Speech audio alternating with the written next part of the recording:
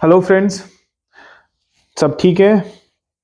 दोस्तों, आज वापस से मैं एक नई वीडियो के साथ में आप अपने चैनल पे आप सभी का स्वागत करता हूं और आज फिर मैं कुछ ऐसी चीज़ें आपको बताने वाला हूं। अगर आप मदरबोर्ड रिपेयरिंग सीखना चाह रहे हैं या सीख रहे हैं तो कहीं ना कहीं आपके लिए बहुत बेनिफिशियरी होगा। और अगर आप आगे रिपेयर करना चाहते हैं मदरबोर्ड तो इसके लिए एक बेसिक स्टेप्स होता है, और बेसिक ही नहीं, एडवांस में भी आप इसको कंसिडर कर सकते हैं। तो देखिए, सबसे पहले मैं इसको फ़ायदे बताता हूँ कि अभी मदरबोर्ड रिपेयरिंग करने का बेनिफिट क्या है आपके पास में, ठीक है? देखिए, पहले क्या होता था कि पहले जब आप बोर्ड रिपेयर करते थे तो पहले जो है आप नॉर्मली एक एक लैपटॉप का जो चार्ज करते थे वो 1200 से 1500 चार्ज करते थे। बट नाउ-ए-डेज़ अभी क्या है कि जितना आपका स्टैंडर्ड जनरेशन हाई हो रहा है, जैसे कि आपका 7th हो गया, 8th हो गया, आपका 9th हो गया, आपका 10th हो गया, 11th हो गया। तो जैसे-जैसे जनरेशन आपकी इंक्रीज़ हो रही है, ठीक है? उस तरीके से अमाउंट भी आप 2000, 2500, 3000, 3500 इस रेंज में, इवन 4000, 5000 तक आप लोगों से चार्ज कर सकते हो, ठीक है? 4000 से 5000 तक आप चार्ज कर सकते हो। और दूसरी चीज़ ये भी है कि अब पहले से भी कहीं न कहीं थोड़ा टिपिकल भी है, थोड़ा ईज़ी भी है। टी ईज़ी किस तरीके से है, पहले आपको याद होगा जब आप बोर्ड रिपेयर करते थे तो पहले के रेगुलेटर का सीक्वेंस कुछ इस तरीके से होता था। एक आईसी होती थी आपकी, ठीक है? उसके साथ में आप देखेंगे 2 मॉसफेट लगे होते थे कुछ इस तरीके से। उसके बाद यहाँ पे एक आपका जो है एक कैपेसिटर होता था, फिर ये कॉइल से आपका आउट करता था, ठीक है? कुछ इस तरीके से आपका यहाँ पे 3 वोल्ट मान लीजिए निकल रहा है, ठीक है? इसी तरीके से यहाँ पे भी आप देखेंगे कि 2 मॉसफेट था। फिर एक आपका जो है कैपेसिटर, कॉइल फ़िल्टर करने के लिए यहाँ से आपका आउटपुट निकलता था, 5 वोल्ट मान लेते हैं, कोई भी सेक्शन मान लेते हैं। यहाँ पे इसको 19 वोल्ट चाहिए होता था, इसके ड्रेन पे 19 वोल्ट चाहिए होता था, इनके ड्रेन पे 19 वोल्ट चाहिए होता था। ये सपोर्टिंग मॉसफेट का रोल प्ले करते थे ये, या फिर आप लोअर मॉसफेट बोल सकते हो, ठीक है? सेम ऐसे ही इसका भी ये होता था, सपोर्टिंग और ये लोअर मॉसफेट बोलते थे। तो उस टाइम क्या था कि आपको चेक करने के लिए ये 4 तरह के मॉसफेट आपको चेक करना, ये इस दोनों मॉसफेट आपको चेक करने पड़ते थे। फिर एक वक़्त ऐसा आया कि सिर्फ़ ड्यूल मॉसफेट आया, मतलब जो इसका इंटरफ़ेस होगा मैं आपको बताता हूँ। 1 मिनट रुकिए, 1 मिनट दीजिएगा मुझे।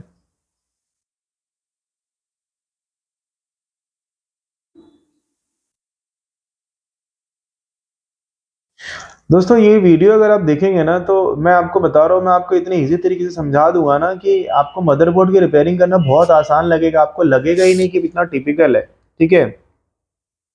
उसके बाद अभी अभी अब देखेंगे रिसेंटली कुछ इस तरीके से आपका आ रहा है, एक आईसी लगी हुई है, ठीक है? फिर एक मॉसफेट आपका लगा हुआ है, फिर यहाँ से आपका कैपेसिटर से होता हुआ सीधे यहाँ पे कॉइल पे आउटपुट दे रहा है। सेम एज़ इट इज़ इसी तरीके से हो रहा है, ठीक है?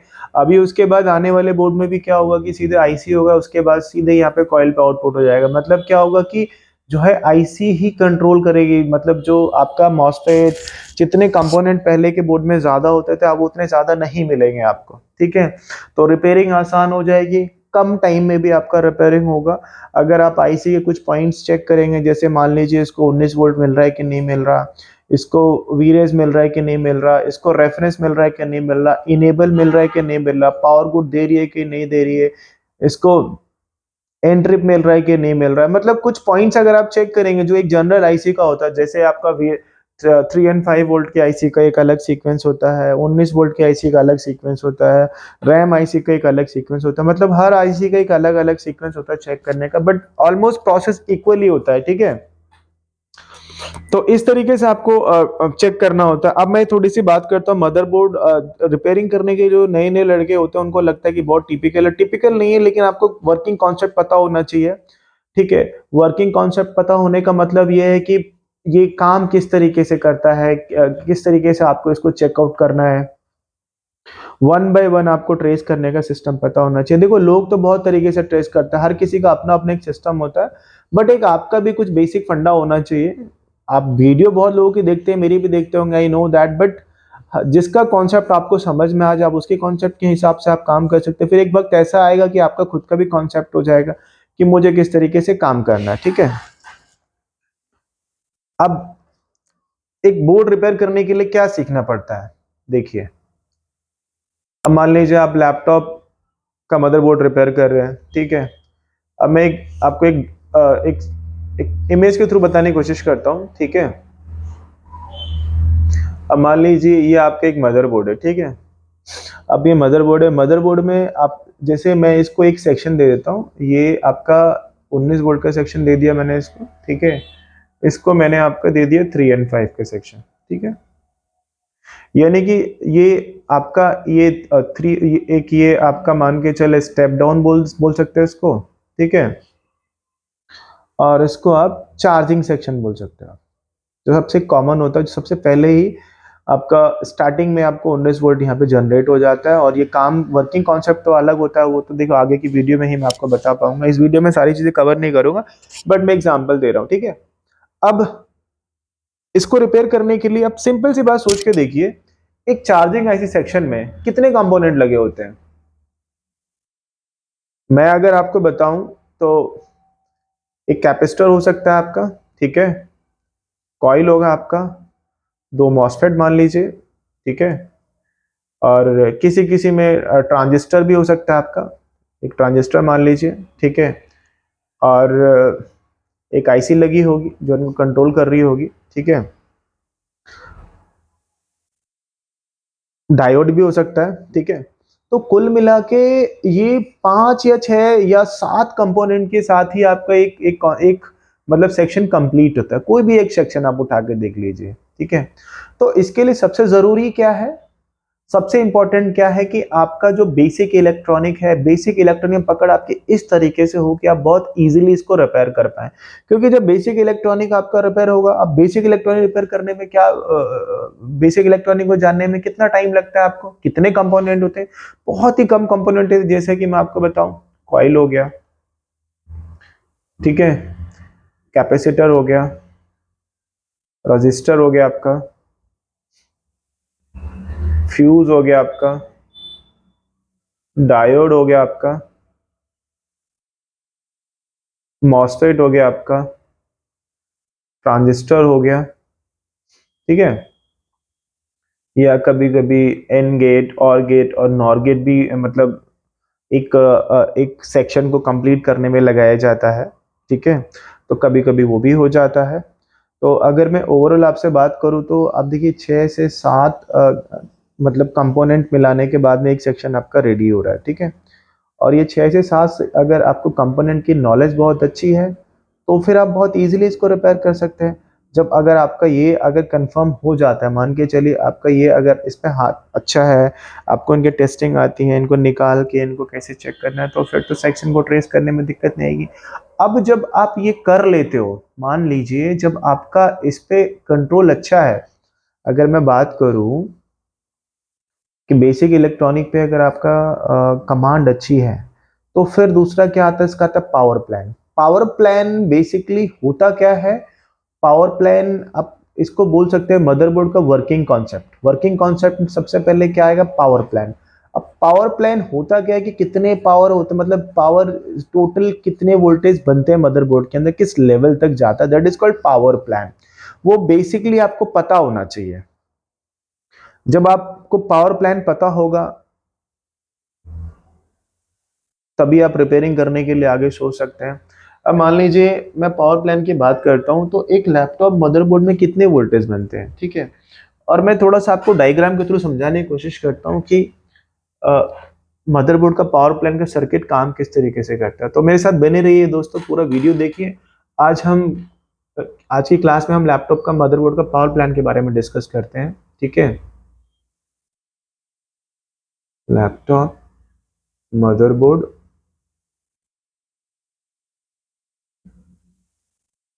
Power plan. और ज्यादातर ये जो मैं आपको पावर प्लान बता रहा हूँ, ये मोस्टली आपको थर्ड फोर्थ फिफ्थ जनरेशन तक मिलेंगे, आगे जाके थोड़े चेंजेस होते हैं। अब एक लैपटॉप मदरबोर्ड को क्या सप्लाई चाहिए होती है जनरली, ठीक है। मैं इमेज के थ्रू कोशिश करता हूँ आपको समझाने की।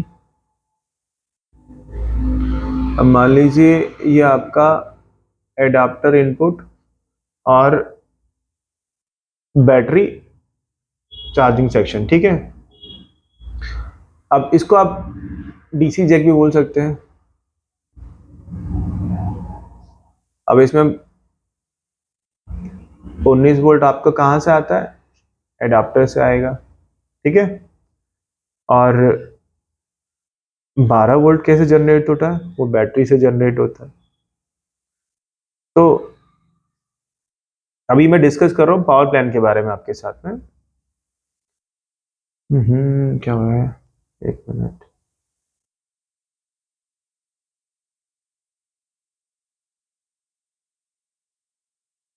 एक मिनट मुझे फिर से रेज करना पड़ेगा। तो दोस्तों थोड़ा सा पेशेंस रखना, पैनिक मत होना, कुछ ना कुछ जरूर सीख के जाओगे आप मेरे इस वीडियो से, अगर आप बिगिनर हैं तो, ठीक है। एक बार मैं फिर से कोशिश करता हूँ इसकी इमेज अच्छे से बनाने की, ताकि आपको समझाने में आसानी हो जाए मुझे, ठीक है। थोड़ा वक्त लगेगा, ठीक है। चलिए एक बार फिर से देखते हैं। लैपटॉप, मदरबोर्ड,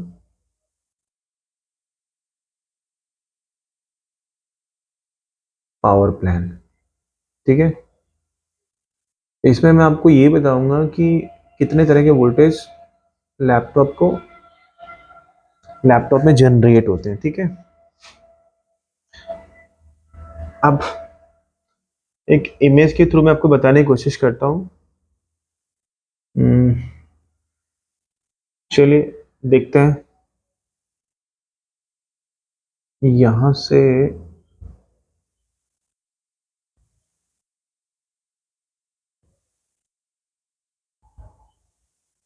कुछ इस तरीके से एक सेटअप तैयार करते हैं हम लोग, ठीक है।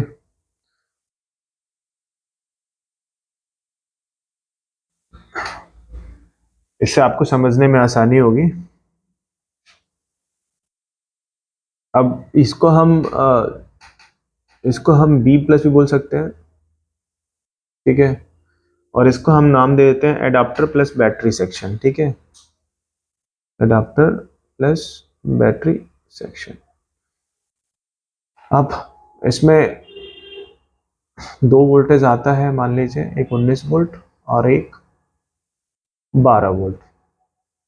अगर आपने पढ़ा होगा, अगर आपको थोड़ा बहुत बेसिक नॉलेज है, अगर आप स्टार्ट कर चुके हैं पढ़ना, तो सबसे पहले जो वोल्टेज ट्रेवल होता है एडाप्टर के थ्रू लैपटॉप में, तो वो प्लस 19 वोल्ट मिलेगा। जो कहाँ से मिलेगा आपको, वो मिलेगा आपका एडाप्टर से, ठीक है। और ये वाला जो वोल्टेज मिलेगा ये कहाँ से आएगा, बैटरी से। लेकिन इसका भी कॉन्सेप्ट है, जब एडाप्टर आप निकाल देंगे तब ये वोल्टेज बोर्ड में ट्रेवल होगा, और जब तक एडाप्टर लगा होगा तो बैटरी वाला जो वोल्टेज है 12 वोल्ट वाला, ये काम नहीं करेगा, ठीक है। लॉजिक तो आपको ही पता होगा। तो ये हमेशा याद रखना, जब तक एडाप्टर लगेगा तो बोर्ड में आपको 19 वोल्ट ही ट्रेवल होगा, मतलब 19 वोल्ट पे ही काम करेगा।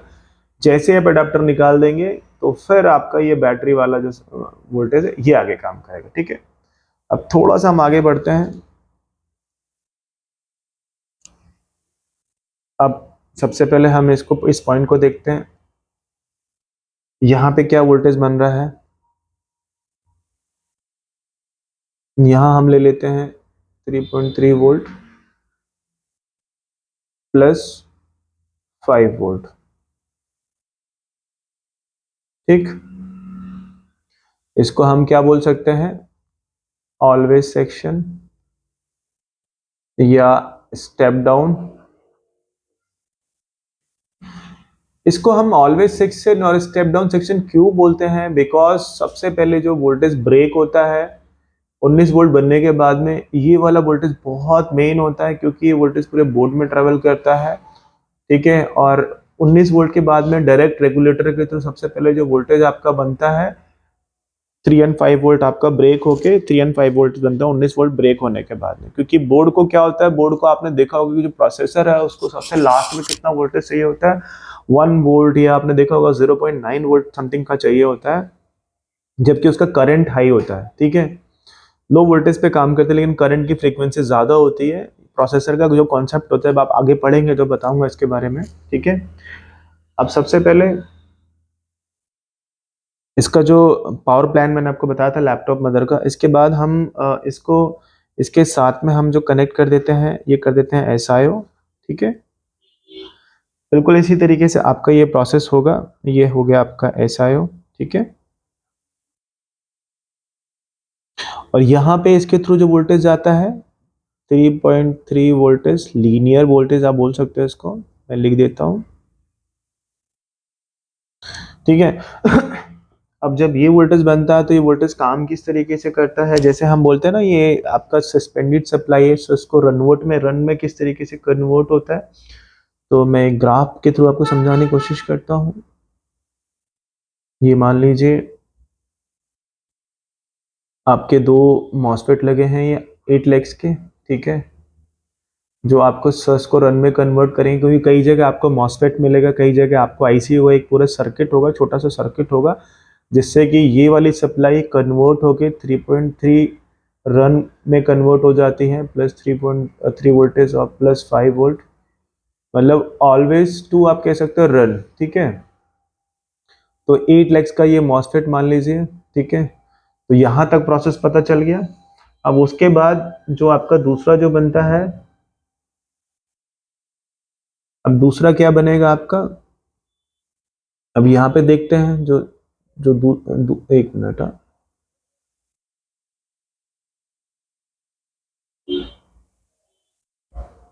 यहाँ पे हम कर देंगे रन वोल्ट सेक्शन, ठीक है। अब रन वोल्ट सेक्शन क्यों जरूरी होता है और कितने वोल्टेज बनते हैं, ठीक है। इसमें आप देखिए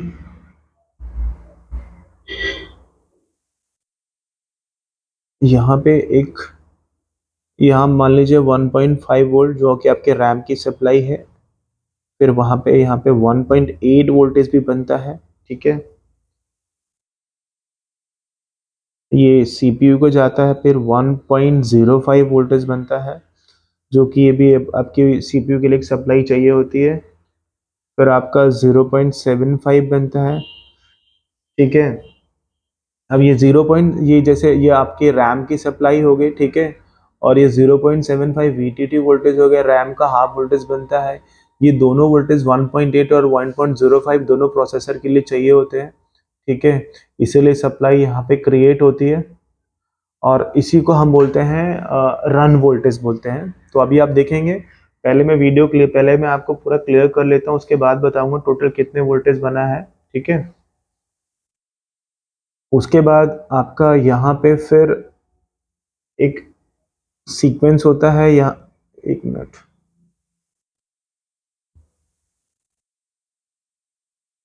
क्या हो रहा है,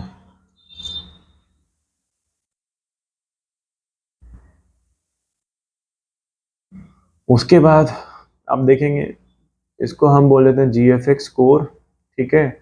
उसके बाद एक बनेगा आपका CPU कोर वोल्टेज,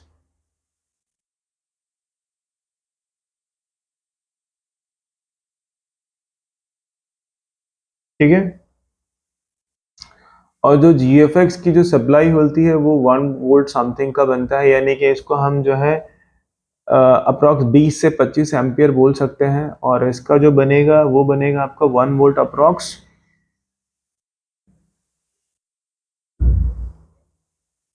लगभग 25 से 30 एम्पियर के आसपास आप बोल सकते हो इसको, ठीक है। तो कुछ इस तरीके से आपका ये वोल्टेज बनता है, जिसको हम पावर प्लान बोलते हैं। अब अगर मैं आपको दिखाऊं तो देखिए, सबसे पहले जो आपका जो बोर्ड है, बोर्ड में क्या बन रहा है आपका, एक नंबर में बताऊं तो 19 वोल्ट बनाइए, ठीक है।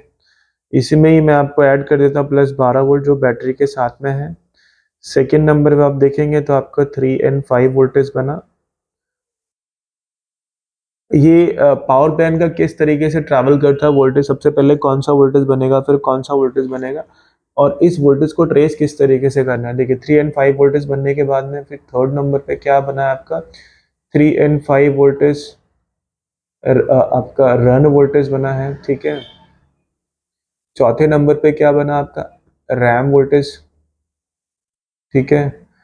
पांचवें नंबर पे सीपीयू के लिए जो वोल्टेज बनता है आपका, ठीक है। रैम वोल्टेज में मैं आपका कर देता हूँ वीटीटी वोल्टेज, जो कि आपका 0.75 समथिंग का जो वोल्टेज मिलेगा अकॉर्डिंग टू रैम। अगर DDR3 है या DDR मान के चलो DDR4 है तो 1.25 का जो हाफ होगा वीटीटी मिलेगा, ठीक है। अब उसके बाद अगर मैं बात करूं तो फिर जो सीपीयू के लिए वोल्टेज बनता है 1.8 वोल्टेज, और या फिर आप कह सकते हो कि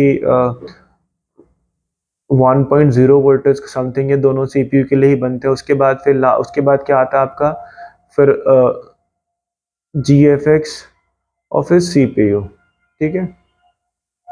यानी कि अगर मैं बात करूं आपसे मदरबोर्ड पावर प्लान के बारे में, तो सिर्फ आपको 7 से 8 पावर सीक्वेंस के बारे में आपको नॉलेज होनी चाहिए।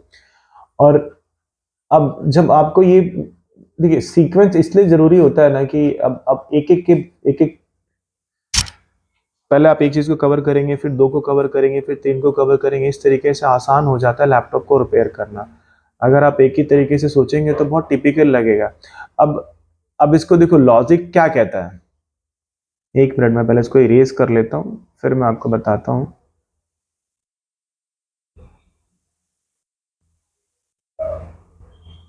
इतना टाइम लग रहा है इसको इरेज करने में।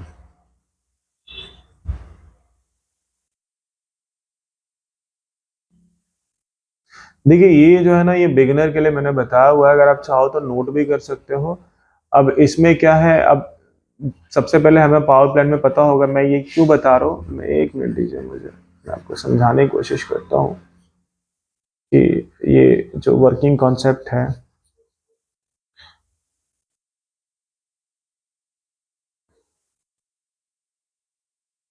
अब देखिए होता क्या है कि मदरबोर्ड रिपेयर करने के लिए सबसे ज़रूरी, मैंने आपको बोला था कि आपका बेसिक इलेक्ट्रॉनिक, दूसरा आपका पावर प्लान, थर्ड नंबर पे क्या आता है आपका, power on sequence.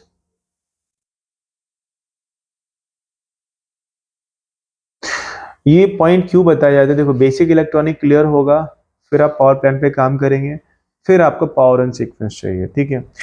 Power plan का मतलब क्या होता है कि अब जैसे ये मदरबोर्ड है, मदरबोर्ड ऐसा तो नहीं कि डायरेक्टली ऑन हो जाएगा। सबसे पहले इसको 1 वोल्टेज चाहिए, फिर इसको 2 वोल्टेज चाहिए, फिर इसको 3 वोल्टेज चाहिए, ठीक है, फिर इसको 4 वोल्टेज चाहिए,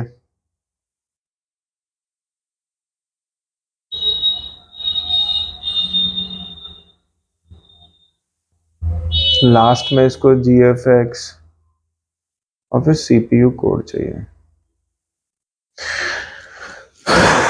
तो दोस्तों जब भी आप रिपेयरिंग सीखेंगे, अब अगर मैं आपको बताऊं तो जैसे मैंने आपको बताया कि बेसिक इलेक्ट्रॉनिक अगर आपका क्लियर है तो बेसिक इलेक्ट्रॉनिक में पावर प्लान पढ़ना पड़ेगा। पावर प्लान में फिर यहाँ पे आप देखेंगे तो आपका एक सीक्वेंस आता है चार्जिंग सेक्शन। चार्जिंग सेक्शन में क्या होगा कि लैपटॉप ऑन, जिसको हम बोलते हैं 19 वोल्ट शॉर्टिंग, ठीक है, बैटरी शॉर्टिंग का इशू जो होता है, ये आपका कहाँ पे आएगा, चार्जिंग सेक्शन के अंदर ही आ जाता है। चार्जिंग सेक्शन के बाद आप देखेंगे 3 एंड 5 वोल्ट। 3 एंड 5 वोल्ट बहुत नेसेसरी होता है। कई लड़के जो होते हैं इसी में मार खा जाते हैं कि इसको ट्रेस कैसे करना है, इस पर काम कैसे करना है। तो सबसे पहले मेरे भाइयों, अगर आप सीखने की कोशिश कर रहे हैं, आप सीख रहे हैं लैपटॉप का, तो बेसिक इलेक्ट्रॉनिक पे कमांड अच्छी रखिए। उसके बाद आप पावर प्लान पता कीजिए। पावर प्लान आपको पता होना चाहिए कि टोटल कितने वोल्टेज एक मदरबोर्ड में बनते हैं। जब आपको वोल्टेज के बारे में पता चल जाएगा, फिर आप वोल्टेज का एक एक सीक्वेंस होता है, पावर ऑन कॉन्सेप्ट होता है। मतलब बोर्ड रिपेयर करना मुश्किल नहीं है, लेकिन आपको सिस्टम से चलना पड़ेगा। तो अभी मैं एक तरीके से आपको ये डेमो ही दे रहा था, क्योंकि मैंने अभी स्टार्ट किया है अपना ट्रेनिंग बैच स्टार्ट किया है, तो मेरा बेसिक इलेक्ट्रॉनिक चल रहा है। उसके बाद पावर ऑन सीक्वेंस चलेगा, सॉरी पावर प्लान चलेगा। और पावर प्लान में फिर हम एक एक सीक्वेंस कवर करेंगे।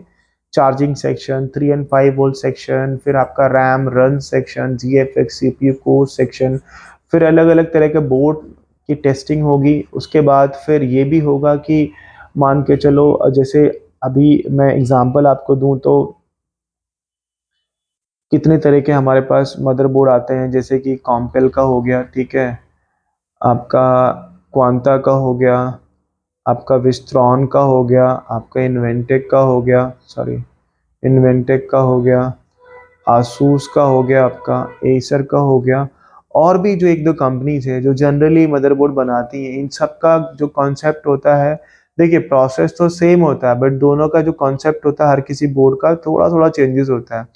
लेकिन अब एग्जाम्पल के तौर पे अगर मैं बताऊं, जैसे आप कोई व्हीकल ड्राइव कर रहे हैं, ठीक है, अब व्हीकल की बात करूं मैं आपसे, इसमें आप देखेंगे मारुति की भी कार है, आपकी होंडा की भी है, थोड़ा स्टैंडर्ड में जाते हैं तो मर्सिडीज हो गई, आपका ऑडी हो गया।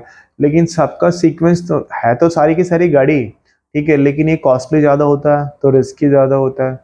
लेकिन इसको जो ड्राइव करने वाला होता है उसके ऊपर भी एक रिस्पॉन्सिबिलिटी होती है कि भाई अगर गलत ड्राइव करेगा तो अगर एक भी पार्ट उसका डैमेज होता है तो बहुत कॉस्टली पड़ जाता है। बट प्रोसेस सेम होता है, कंपनीज अलग अलग होती है, थोड़ा सा फंक्शन इसका आपको समझना पड़ेगा, लेकिन इसका मतलब ये नहीं कि आप ड्राइव नहीं कर पाओगे। तो बहुत आसान है, कॉन्सेप्ट वाइज पढ़िए और आप अब मेरे साथ जुड़े रहिए, क्योंकि अब आप बैक टू बैक मैं हर दिन या हर वीक में एक सेक्शन पे एक बहुत बढ़िया और जो बेस्ट हो सकता है मैं वो वीडियो आपके लिए बनाऊंगा। और मुझे उम्मीद है कि अगर मैं वीडियो बनाऊंगा तो कहीं ना कहीं आपके सारे डाउट्स क्लियर हो जाएंगे और आपको ज़रूर समझ में आएगा। तो और जब आप रिपेयरिंग करने जाएंगे तो आपको उस सेक्शन को देखने के बाद में मुझे नहीं लगता कि दिक्कत आपको होनी चाहिए। बाकी मैं भी ट्राई करता हूँ आपको अच्छी इन्फॉर्मेशन देने के लिए। अगर कोई प्रॉब्लम हो रही है समझाने में, या अगर कहीं कुछ दिक्कत मैंने बोलने में कोई दिक्कत कर दी हो या बताने में कुछ अगर मिसप्लेस हो गया हो, तो उसके लिए ज़रूर सॉरी चाहूँगा। बट कोशिश करूँगा कि नेक्स्ट वीडियो में वो चीज़ मैं आपको और बेहतर तरीके से क्लियर कर पाऊँ। दोस्तों आज की वीडियो के लिए इतना ही, और मेरे साथ जुड़े रहने के लिए बहुत बहुत धन्यवाद। और अगर मेरी वीडियो इन्फॉर्मेटिव लगती है तो प्लीज़ मेरे चैनल को लाइक एंड सब्सक्राइब कीजिए। हो सकता है बहुत से ऐसे लोग हैं जिनको मेरी वीडियो की ज़रूरत हो। और अगर किसी पर्टिकुलर सेक्शन पे आपको मेरे से कोई वीडियो बनाने के लिए रिक्वेस्ट करनी है या चाहते हैं कि मैं वीडियो बनाऊं उस पर्टिकुलर सेक्शन में, तो आप कमेंट बॉक्स में ज़रूर एक मैसेज ड्रॉप कर दें। अगर मेरे पास टाइम होगा तो डेफिनेटली मैं उस वीडियो को ज़रूर बनाऊंगा टाइम निकाल के। ठीक है, थैंक यू सो मच दोस्तों।